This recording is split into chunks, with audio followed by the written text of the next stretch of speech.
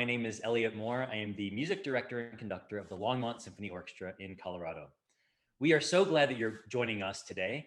We have got a wonderful program coming up on October 2nd with Hsing-ay Hsu as our guest artist performing Mozart's Piano Concerto. And we are going to be talking about all kinds of things that pertain to the program coming up. Today, however, I wanted to speak with Hsing-ay about kind of who she is as an artist, and in particular, what it means to be an artist ambassador. So Hsing-ay, thank you for being with us today. Can you talk about a little bit what it means to you to be an artist ambassador? Hi, Elliot. Hi, everyone out there.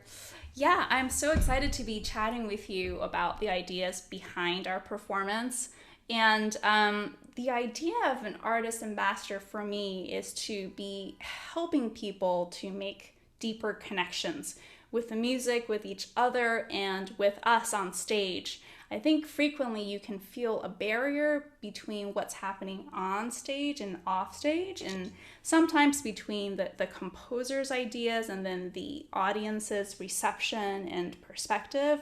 And the most interesting thing that I find, I'm always doing this as I'm walking around during the day, is making associations between music and life. And sometimes the way that I make decisions about how to interpret a phrase actually helps me to deal with something in my life.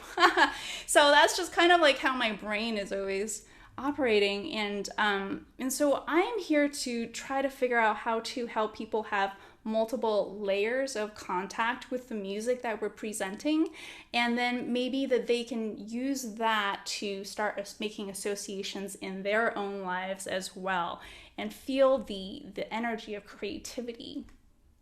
You know, one of the things that strikes me is that you're not only connecting people with the music, but you're also connecting the artists themselves, whether that be me or you or another artist that you're working with. You connect the artist to the audience, and that is such an important part of, I think, being this kind of ambassador is the not just the composer, which obviously can be a living composer. Um, However, for our concert, we're playing Brahms, Schumann, and Mozart, all composers that have not been around for quite some time. So to have this kind of human interaction where with the audience, I think is such an important element of being an ambassador. So really, congratulations on all the work that you've done. You know, when we connect, let's go back to this idea of connecting music to the audience. We all have audience members who are exceptionally knowledgeable. Sometimes I even find they're more knowledgeable than me, which always makes me a little nervous. And other times we have audiences that know nothing about classical music. What is your philosophy and kind of your approach to how you can be an artist ambassador to both the audiences that know a lot about music and the audiences that don't know so much? Yeah, that's always a challenge for us to be simultaneously trying to connect with such a diversity of people, especially in America. In the United States of America, we have maybe the most diverse amounts of audiences. And isn't that wonderful? I mean, I'm so excited when I can see people who are trying out a formal concert for the first time, and it can be, different. But if you feel like there's a little confidence because you've known something about the music, you've connected in some way with the artist or something before you show up, it completely changes the experience because you feel more at home. And so there's you can self-select what kind of material you want to get comfortable before you show up at the door. But the reason that I produce YouTubes every week on my YouTube channel, Hsing-ay Hsu, is to encourage that sense of familiarity with classical music. And then for people who really want to interact and get into the meat of things, that is where, my Conscious Listening Cafe is about kind of experiencing the music in multidisciplinary ways, connecting words to music, to colors, to sensations to musical breath work, which is something that I love to introduce to people. So there's physical sensation as well. And then for people who really want to geek out and use those technical terms that I try to avoid, I have things like intensive. So we just did a harmonic analysis intensive. It sounds scary, but it's not. It's a lot of fun where you're doing it with other people who are also just curious and open-minded, and you feed each other's joy.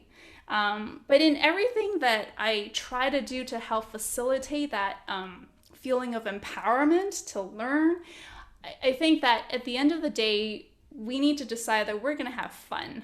We're going to have fun with life, even though things are uncertain in our world right now. There's always going to be difficult conflicts, but if we come to the music with the idea we're going to explore, this is a playground, then everyone can get something new out of it. Absolutely. We have all, of course, had this shared experience of, quarantining, of, being sort of alone, maybe in pods, if some of us have been so lucky. And one of the things I think that many of us have not had is kind of, shared experiences. In particular for you and I, we haven't had audiences to play for. What do you think the role of the audience is? What role does the audience play in classical music? That's a great question, and I guess there's different ways to look at the situation. But I feel like when I perform, there is a triangle.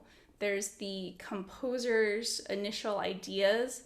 There's me being there to present and to translate those ideas, and then there's the audience to receive it.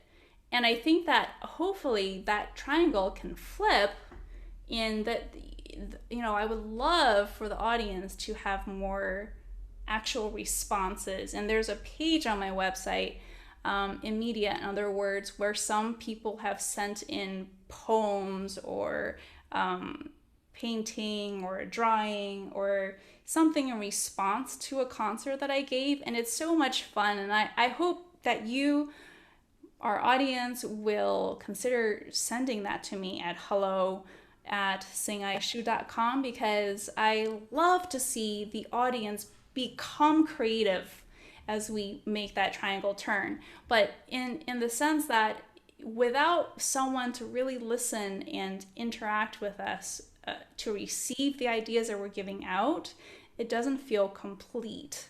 At the same time, when we're playing, like when I'm on stage, I want to be the audience too. So I'm really listening really hard because I'm putting my ear out there with the audience so that I can be part of the fun of receiving the ideas acoustically from way out there. Live music has been obviously missing from most of our lives for the last 18 or 19 or so months. Can you talk about the role that you think live music plays as opposed to maybe recorded music? Yeah. Well, that's interesting. I feel like live music will never go away because we are social people, and part of how we enjoy something is that there's a story behind it, and that makes it more significant to us. And so when we go to a concert and we see everyone else is also listening attentively, it increases our focus to have Yeah. that environment. And then the other thing is just that we are creatures of time. Our lives are controlled by time. And I think to have a specific moment in time where we can look forward to and anticipate that that's going to be an evening of reflection, of enjoyment. We got excited like the whole month building up to it, right? Like I'm excited right now thinking, oh, we're going to play Mozart. And it feeds and affects my entire month leading up to it. But then also to reflect and remember that moment when something happened, and this perfect moment in life kind of marks time for us. And so, yeah, I think that live performances hopefully is something that everyone has in their lives to process life and to look forward to the next chapter. One of the things that I've been thinking about a lot recently is how we have not had these kind of shared experiences, and how this ability now for us to get back to the concert hall. I feel like I speak for all certainly performing musicians. We can no longer take any aspect of the rehearsals or the performances or any of the things that go around that. We can't take any of it for granted, because it's almost like we don't know if it's going to be here tomorrow or the next day. I don't think any of us ever thought it could be taken away from us. And so now we all look forward to it that much more. Every single rehearsal, every single moment of preparation that we have to make in order to be prepared for that first rehearsal or for that performance. It's something that now we all are so looking forward to. And if there were a silver lining, I think that it's truly that we have to be so we're filled with such gratitude to be able to do what we do, and our audience helps also kind of fuel us. It gives us that energy that we need in order to do what it is that we do. So we are really looking forward to chatting, more about Mozart, about, of course, Brahms and Schumann as well. And we have got a great performance that's going to be coming up on October 2nd. Our audience can get tickets at longmontsymphony.org. If you don't live in the region, you can also watch it a couple of days after the actual performance, because we will be streaming it. So thank you all so much. And Hsing-ay, thank you for joining us. And we look forward to chatting a little bit more. Absolutely. Thanks, Elliot.